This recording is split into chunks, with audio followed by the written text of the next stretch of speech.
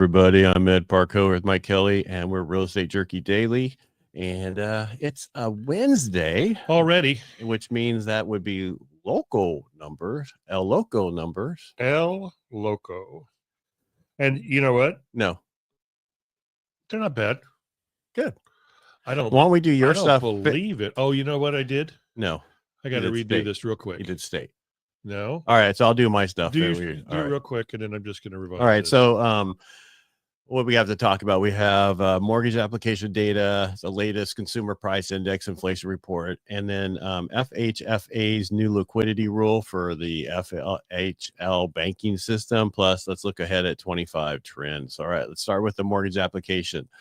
Mortgage application, according to the Mortgage Bankers Association, reported a 33 1/3 increase in overall application volumes for the week ending January 10th. Whoa. Yeah. So hello, people. We told you it's coming. Right. Purchase applications surged 27% for the week, and we were down 2% year over year. So that means how far down we were that we went up. Refinances climbed 44% week over week, and now we're at 22% compared to last year.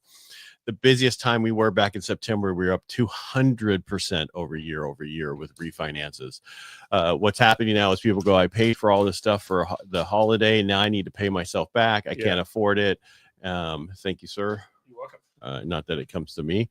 So that's good numbers. And I could see that because my volume this week I could say started last week, and then this week has increased drastically with the amount of pre-approvals, people getting into contracts. I think people are really feeling that, hey, everything's going to be so much better going forward. And especially in 5 days, we have this new president, and I'm getting tired of all these kids on TikTok going, what's his name? What's the president's name? Elect? Yeah. Trump was elected, and Biden's done more in the last 30 days than what Trump's done. It's like Trump's not president yet, people, not until he's inaugurated on the 20th. And please do me a favor. Tell me what Biden's done in the last 30 days besides pardoned about 17,000 people. And all these other things he's doing. All right. Yeah. All right. So the big news for the day, which just changed the market's up 568 points. The 10-year is down to 4.66 versus 480 that we were at, and we're rallying about 48 basis points right now in the actual rates. Is the CPI number came in, and the CPI number was up 0.4 month over month. Yeah, but they were looking at a 0.3. But if you look at a lot of the stuff and you go to the core. So if you look at the year over year CPI, it rose to 2.9%, which is matching the estimates. But if you take out the most costly stuff, which is food and energy, the month increase was 0.2, which was cooler than the 0.3, and year over year declined to 3.2% versus 3.3%. Beating expectations. If you look at the biggest thing why month over month increase was because of eggs. I guess there was a bunch of chickens that were taken out and I don't mean like the dinner. They had a cold. I guess they were out to dinner, but they had bird flu or something, and so there's a problem with eggs right now. And then the gasoline prices were up. But overall, that shocked the market, and the market's going, okay, guess what? The Fed's going to actually lower again, not in the end of the year, but probably in around summertime. It's like, okay, really? You have no idea. Yeah. We need to get through the first 100 days of the Trump administration to see where it is. But I think that we've done this. This is really important. My clients are trying to lock right now. Right. And I told them, let's not lock. Let's see where CPI is. And I'm going to seem like the right person. I was like, I knew what I was talking about. That would be cool. All right, let's get into your numbers, because the other stuff is, it's real estate related. So well, are you guys ready for this? Nope. Neither are we. All right, close 61. So 61. Let me figure that out. I think that's 61 per the first week. So that's not bad. Well, that's 61 so far for the year. For the year, yeah. And we're 15 days into it. So we'll be 120 if it keeps going the way it's going.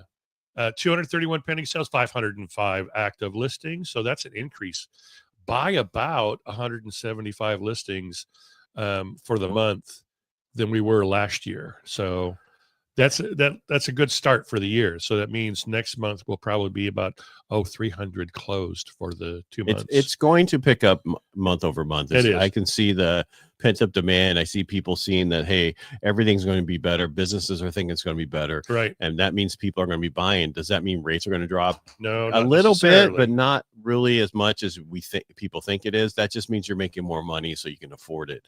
And don't wait, because there is still. They're still. Yeah, they're still STILL. People getting into contract. There's multiple offers on certain properties. It has to do with the property. Is it priced right and whatever? Exactly. I had some clients who saw something on Saturday. They're like, okay, well, I'm thinking about it because Don't bank statement alone, and they decided, okay, we're going to do it. And they call it, we went under contract. Right. Already. I go, we'll put in a backup offer and a fully accepted backup offer. Blah blah blah. Oh, but I go 50% chance you can get it. We did that, and that's how our client, got exactly.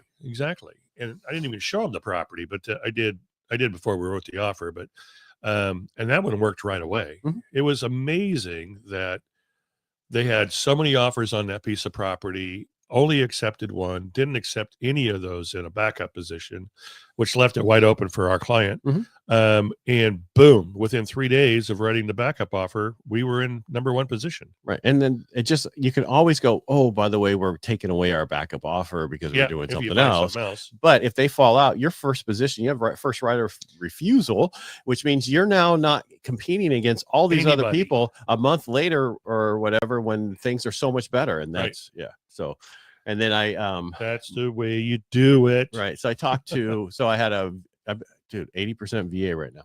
Yeah. And so a new one just got in contract yesterday. Good. I called the listing agent, talked to her, and explained to her the short form VA pest report. She had no idea that they could do that because she was so worried about her clients were going to say something about the pest because they had to have a clear pest. Right. I'm like, all we need is the short form. What you guys negotiate on your side is up to you guys. Completely up to you guys.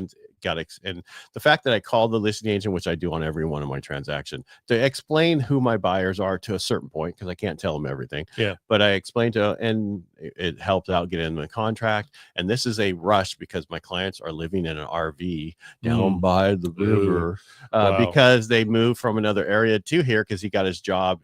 He's in works for the post office, and now he moved here to be closer to this other one. And now, but they're from like Mammoth. And so it's like, so they're not going to go back and forth for work. So they just moved out of their thing. And now they're living in a trailer van down by the river. Gotcha. And I'm going to tell you, I believe every pest company should be able to provide that short form. They don't. They should be able to. They should. You got to ask. Even if it's like, there's a couple that we notoriously use all the time because we know they provide it. And they're so good at what they do that they probably have the market. But Best Pest, they always do it. I know they didn't pay for anything on this thing, but maybe I'll hit them up. Well, the thing is, a lot of people don't understand that. So a lot of the pest companies will go, oh, we're in California and they require us to do this, but that's not what we're asking for. We're doing with VA requirements. They do both regular pest report, and the short form is what we want. Right. The lender. What the lender wants. Yeah. The other one, you still do both. And then you can do whatever you want. You guys negotiate credits or whatever you need.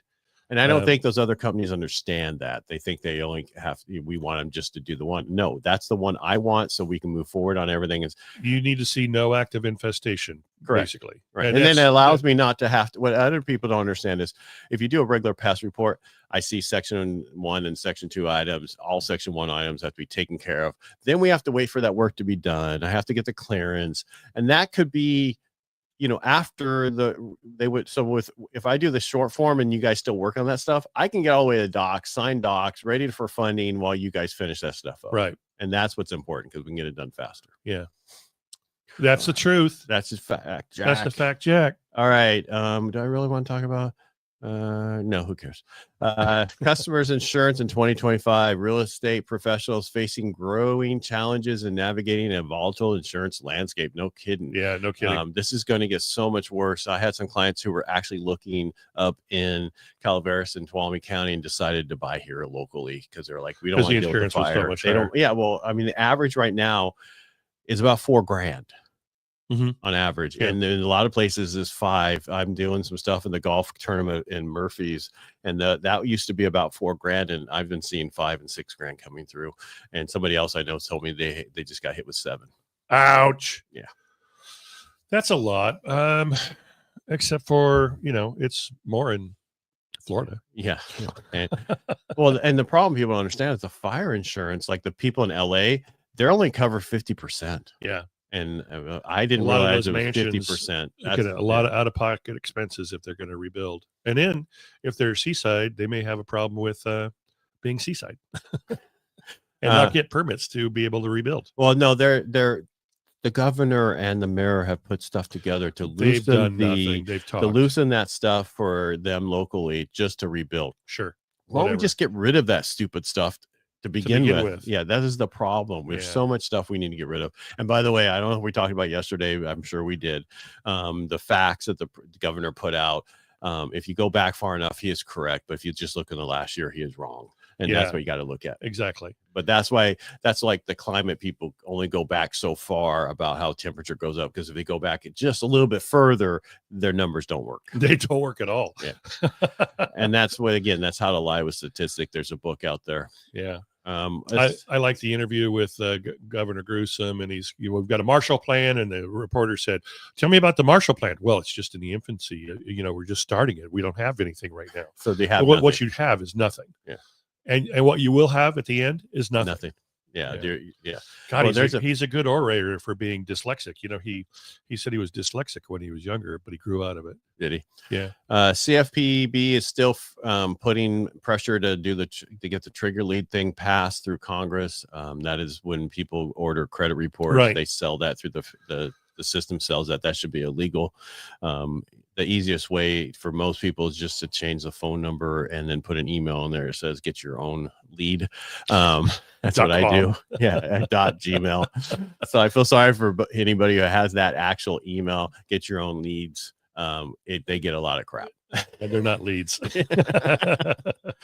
But yeah, so you still get a few, but if you leave your client's phone number in there and you run credit, that's how they get it really easy. Yeah.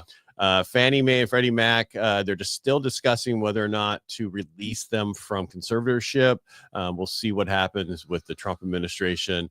I think they make $18 billion a year off of those two companies. Like so they don't. I know, but they went into conservatorship because back in 2008, all the loans were going bad. Right. The government stepped in, took them over because they were private companies when people didn't understand that. Now they're owned by the government, and the government's been making so much money off them, they don't want to let it go. It's hard to I'm okay with to me, at this point in time, why don't we just leave it? And because what's the difference is that if they are no longer under the government, that means they're not rated as well. Who manages that money? I don't know. That'd be interesting to find out. Yeah, because if it was Newsom, it would quickly disappear. It would help pay for his $9.1 million. Yeah. Well, I'm sure they're going to go through a lot of this stuff to figure it out going forward, because they need to. They're going to go through everything. And that's why we're going to see some layoffs going forward, because the government's not going to be the biggest hire going forward. They're going to be the biggest laying off going forward. Well, and the government should never be the biggest hire. No, ever. It should not be the one buying and getting all the people. No. Yeah, I mean, they need to get all that much smaller. Government does not need to be so big and controlling. Yeah, what did Reagan say? The 5 words I'm here from the government. I'm here to help. Yeah. Sure you are. Yeah. Well, that's just like the stupid stuff that they're doing right now in California, where we are. $25 million to fight Trump. Why? Yeah. Why are we fighing Trump? You don't even know what you need to fight him for. Exactly. That's just so stupid. You may not need to fight him about anything. They want to get rid of immigrants. They're going to keep them here and have their for that's a money laundering scheme. Pay for them to be taken care of by local attorneys and all that stuff. The immigrants are not going to be the recipient of that money. No, it's going to go to the attorneys. Yep. And it's going to go to the attorneys. It's going to go to the fake foundations that come up real quick, and it's going to go back into some other politicians' pockets. Unfortunately. And it's like we all took a page out of Narland's handbook and said, hey, let's be underhanded like them. That's not. Look how much money we make. That's not say we did. Okay. All right, everybody. Anyway, that's all I have. Off my rock. That's off your rock picture. Yeah. I didn't have a step. How come your lights are on your truck? Why? I don't know. I see. It looks like it.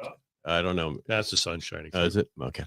All right, everybody, make it a great day. Thanks for being here. We'll be back tomorrow. You can't get rid of us. Tomorrow is a initial jobless claims, continuing claims, that kind of stuff. And I don't know whatever else there is. And I'm choking. All right. Well, make it a great day, and we'll talk to you tomorrow. Thanks, Mike. Thanks, Ed. All right. Bye. Bye.